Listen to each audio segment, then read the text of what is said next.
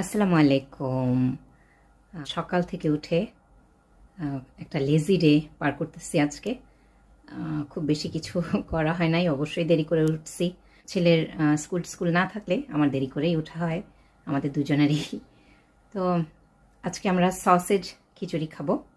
Sausage খিচুড়ি first টাইমের মতো আমি অনেক বেশি সস আর মশলা দিয়ে সসেজ কষিয়ে তারপরে খিচুড়িটা তৈরি করলাম। আজকে একেবারে সিম্পল লাঞ্চ আর ডিনার।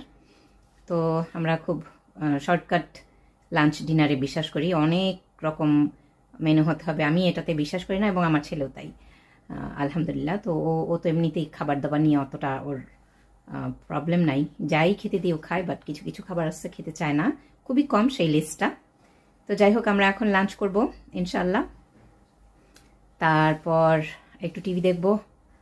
আর এই তো আজকে আজকে আর তেমন বিশেষ কিছুই না, জাস্ট জাস্ট একটা সিম্পল ডে, একটা অর্ডিনারি ডে।